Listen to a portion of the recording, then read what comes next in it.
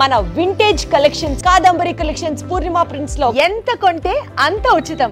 Rayadurgam police station పరిధిలో జరిగినటువంటి అత్యంత దారుణమైనటువంటి సంఘటన అనుకోవచ్చు.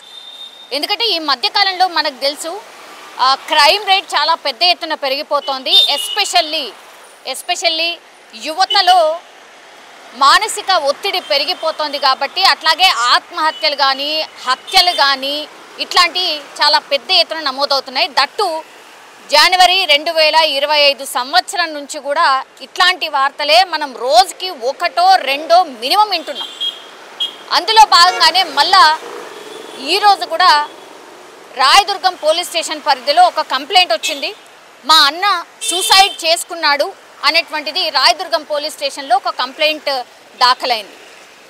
యాక్చువల్లీ ఈయన పేరు వచ్చేసి హితేష్ ఒక ప్రైవేట్ కంపెనీలో మేనేజర్గా పనిచేస్తున్నాడు. మంచి జాబ్, కేవలం 29 సంవత్సరాలు మాత్రమే. తమ్ముడు పేరు వచ్చేసి ప్రమోద్, ఆయన కూడా జాబ్ చేస్తున్నాడు. ఒక 3-4 కలిసి ల్యాంకో హిల్స్లో ఒక ఫ్లాట్ కిరాయికి తీసుకొని అందరూ కలిసి ఉంటూ షేర్ చేసుకొని అందరు ఉంటున్నటువంటి సిచ్యువేషన్. సో ఈయన జాబ్ కూడా ఒక ప్రైవేట్ కంపెనీలో మేనేజర్ అంటే అఫ్కోర్స్ జాబ్ ఒత్తిళ్ళు, ప్రైవేట్ జాబ్స్ ఒత్తిళ్ళు చాలా ఉంటున్నాయి. అదొకటి కాకుండా ఇప్పుడు పర్సనల్గా ఆయన ఒత్తిడికి కారణం ఏంటి అని అంటే లవ్ అఫైర్. ఒక అమ్మాయిని ప్రేమించిండు ఆయన గతంలో, చాలా సీరియస్గా ఆమె ప్రేమలో ఉండే. ఆ తర్వాత మరి ఏం జరిగిందో ఏంటో తెలీదు. ఇద్దరు విడిపోయినటువంటి పరిస్థితి. 4 నెలలు అవుతోంది వీళ్ళిద్దరు కూడా విడిపోయి. అప్పటి నుంచి కూడా ఆయన ఒత్తిడిలో ఉన్నాడు. ఆ కారణంగానే నిన్న ఆయన ఫ్లాట్లో ఉరి వేసుకున్నాడు హితేష్. ఇది ఎట్లా అంటే వీళ్ళందరూ రోజు జాబ్కి వెళ్తారు కాబట్టి వీళ్ళందరూ కూడా ఎవరికి వాళ్ళు జాబ్కి వెళ్ళిపోయినరు. వెళ్ళిపోయిన తర్వాత వాళ్ళ అన్న జాబ్కి వెళ్ళలేదు. సో ఆ రూమ్లోనే ఉండిపోయాడట. మిగతా వాళ్ళు ఎవరైతే రూమ్మేట్స్ ఉంటారో వాళ్ళు, అట్లాగే వీళ్ళ తమ్ముడు ఎవరైతే ఉన్నారో ప్రమోద్, వాళ్ళందరూ కూడా జాబ్కి వెళ్ళిపోయినారు. అందరూ కూడా జాబ్ చేస్తున్నారు.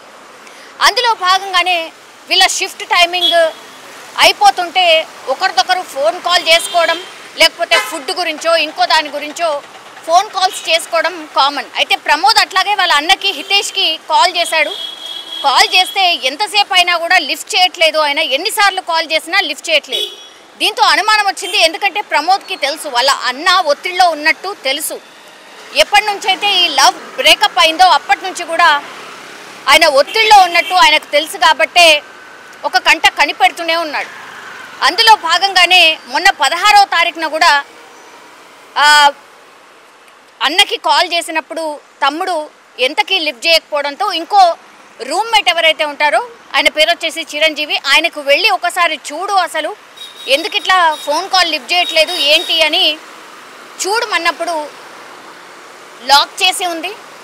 అప్పుడు లాక్ చేసి ఉంది, మరి ఏం చేయాలి ఏంటి అని అన్నప్పుడు కూడా ఆ లాక్ పగలగొట్టేసి నువ్వు లోపలికి వెళ్ళు, ఎందుకంటే ఫోన్ కాల్ చేస్తుంటే లోపల రింగ్ అవుతోంది కానీ మనిషి ఎంత తలుపు కొట్టినా తీయట్లేదు. దీంతో అనుమానం వచ్చింది, ఏం జరిగింది ఏంటి, నువ్వు లోపలికి వెళ్ళు అని చూడు అన్నప్పుడు లోపలికి వెళ్ళి లాక్ని బద్దలు కొట్టి లోపలికి వెళ్ళి చూసినప్పుడు ఇప్పుడు హితేష్ ఆయన ఫ్యాన్కి ఉరి వేసుకొని హ్యాంగ్ అయి ఉన్నటువంటి పరిస్థితి. దీంతో హుటాహుట్న ప్రమోద్కి కాల్ చేశాడు. వెంటనే వీళ్ళు రావడం, ఆ తర్వాత పోలీసులకు కూడా ఇన్ఫర్మేషన్ ఇచ్చారు. వాళ్ళు కూడా వచ్చిండ్రు. ఒక కంప్లైంట్ అయితే రాయదుర్గం పోలీస్ స్టేషన్లో ప్రమోద్ ఫైల్ చేసిండు. ఇట్లా మా అన్న గతంలో ఒక అమ్మాయిని ప్రేమించేవాడు, ఆమె మోసం చేసింది, ఆమె బ్రేకప్ అయిపోయింది వీళ్ళిద్దరికి మధ్య, అప్పటి నుంచి కూడా ఒత్తిడి ఉంటుంది కాబట్టి ఆయన సూసైడ్ చేసుకున్నాడు అంటూ ఒక కంప్లైంట్ అయితే రాసినటువంటి పరిస్థితి.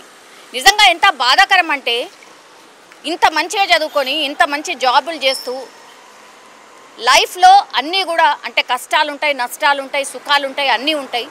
అది అర్థం చేసుకోకుండా ఇంత ఒత్తిడికి లోనై కనీసం ఎవరి గురించి కూడా ఆలోచించకుండా చనిపోవాలా అన్న ఆలోచన చేయడం తప్పు అనేటువంటి మాట ఎన్ని సందర్భాల్లో ఎంతమంది చెప్పినా కూడా మారట్లేదు. ఇట్లాంటి కేసెస్ కోకొల్లలుగా అంటే రిపోర్ట్ అవుతున్నాయే కొన్ని ఉంటున్నాయి, రోజుకి 2-3 రిపోర్ట్ కానివి ఎన్ని ఉంటున్నాయి. ఇది యాక్చువల్లీ 16వ తారీఖున జరిగింది, మనం ఉన్నది 18వ తారీఖున, ఈ రోజు తెలిసింది ఆ విషయం. సో వాళ్ళ పేరెంట్స్కి కానీ ఇంకెవరికి కానీ, ఇప్పుడు పేరెంట్స్కి కూడా చాలా మట్టుకి వీళ్ళ పిల్లలు అసలు చెప్పట్లేదు, షేర్ చేసుకోవట్లేదు. చాలా రేర్ పిల్లలు షేర్ చేసుకుంటున్నారు.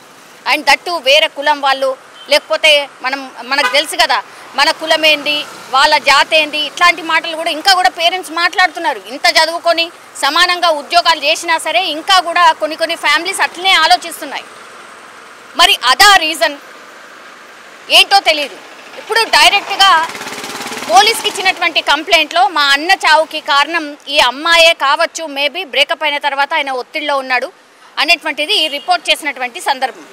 ఇప్పుడు ఆ అమ్మాయిని మరి పిలిపించి ఏమైనా ఆమె దగ్గర నుంచి కూడా ఏమైనా వాంగ్మూలం తీసుకుంటారా, ఆ కేసుకి సంబంధించి ఏమైనా డీటెయిల్స్ అడిగే ప్రయత్నం చేసినప్పటికి కూడా రాయదుర్గం పోలీసులు ఏం చెప్పట్లేదు అనేటువంటి మాట. సరే, ఇప్పుడు ఆడపిల్ల ఉంది కాబట్టి ఎందుకు, జస్ట్ ఆ బ్రేకప్ కూడా అయిపోయింది, వాళ్ళిద్దరి మధ్య అండర్స్టాండింగ్తో బ్రేకప్ అయిపోయింది. ఆయన ఒత్తిడిలో ఉండి ఆత్మహత్య చేసుకుంటే ఆ అమ్మాయి తప్పేముంది?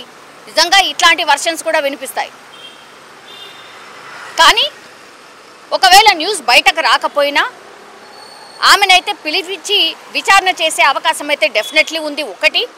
ఆ తర్వాత ఈ అబ్బాయి ఫోన్ ఏదైతే ఉందో ఆ అబ్బాయి ఫోన్ని కూడా స్వాధీనం చేసుకున్నారు. ఎస్పెషల్లీ ఇట్లాంటి సూసైడ్ అటెంప్ట్స్ జరిగినప్పుడు పోలీసులు కూడా అన్ని కోణాల్లో విచారణ చేస్తారు కాబట్టి ఈ కేసులో కూడా అన్ని కోణాల్లో విచారణ అయితే కొనసాగుతోంది. అండ్ ఇంకోటి ల్యాంకో హిల్స్ కాబట్టి కంప్లీట్లీ సీసీ కెమెరాస్ ఏవేవైతే ఉన్నాయో వాటన్నిటిని కూడా స్వాధీనం చేసుకొని పూర్తి స్థాయిలో విచారణ చేస్తున్నటువంటి పరిస్థితి కనిపిస్తోంది. కానీ నిజంగా పాపం ఎంతో ఫ్యూచర్ ఉన్నటువంటి అబ్బాయి పోరాని ప్రాణం అయితే పోయినట్టే లెక్క. అట్లాగే అమ్మా నాన్నలకి కూడా ఒక తీరని దుఃఖాన్ని అయితే మిగిలిస్తున్నారు చాలామంది ఇట్లాంటివి సందర్భాల్లో.